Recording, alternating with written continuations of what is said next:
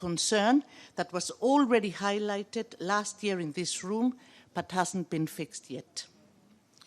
The Commission should send a clear message that attacks against women human rights defenders are not going to be tolerated, and strong, robust wording should be reflected in the agreed conclusions. Silence on this matter would be complicit in ignoring abuse and allow it to continue unchallenged. Thank you. Thank you very much indeed. And I now give the floor to the Association of Families and Women in Rural Areas. You have the floor. Desde AFAMMER queremos dar... Our organization would like to thank you for including us in this discussion. As an organization with an advisory status in the United Nations and a pioneer in demanding the rights of women in rural areas in Spain and throughout the world, we would like to take this opportunity to draw attention to the need to involve women in decision-making, recognizing their fundamental contribution in farms, which historically has gone unnoticed. Today, women produce 50% of the world's food, but only 1%, they only own 1% own land.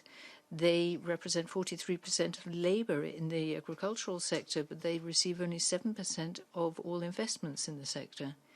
We cannot ignore rural women as a guarantor for the achievement of the Sustainable Development Agenda 2030 and reducing hunger in the world. With access to land that is equal to that of men, over 100 million persons less would suffer hunger.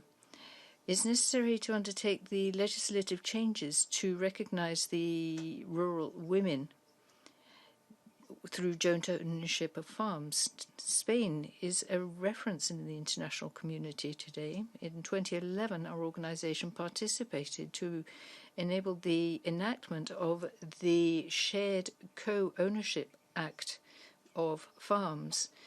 We now have 522 women who are now joint owners of their respective farms. A lot remains to be done, however, but we do know what the future should hold for the 945,000 farms where many women continue to contribute their skills and talents with no recognition.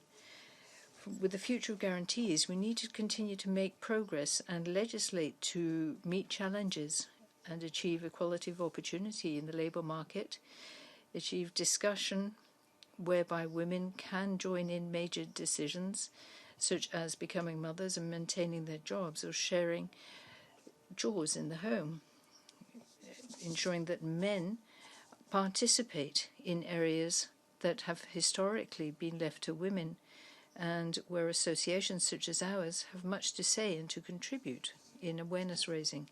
We need to put an end to negative data. In Spain, 90% of non-working persons in the home are women, as compared to 10% of men. In Europe, only 1 in 3 management positions are occupied by women.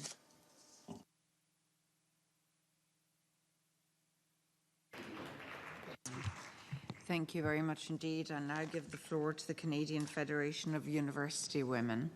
You have the floor.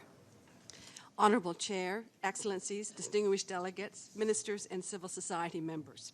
I'm speaking today on behalf of the Canadian Federation of University Women. We welcome the opportunity to address this assembly, and we acknowledge the privilege that we have in doing so. A digital divide exists in today's society that puts women and girls at a disadvantage. The United Nations Sustainable Development Goals call for universal and affordable internet access, and yet millions of girls are not online. This is a clear example of gender discrimination and an infringement on human rights, as everyone should have access to education. To achieve gender equality, women and girls need equal access and training to use existing and new forms of technology. Digital platforms have been powerful tools in the Me Too movement, and the ability to speak out against gender-based violence. Equal access to innovative technologies is also important for the education of women and girls, as teaching materials are increasingly becoming digitalized. This impacts women and girls' ability to pursue training, education, and employment. Technology can connect women to essential services, including physical and mental health services, which are all essential detriments to women's empowerment.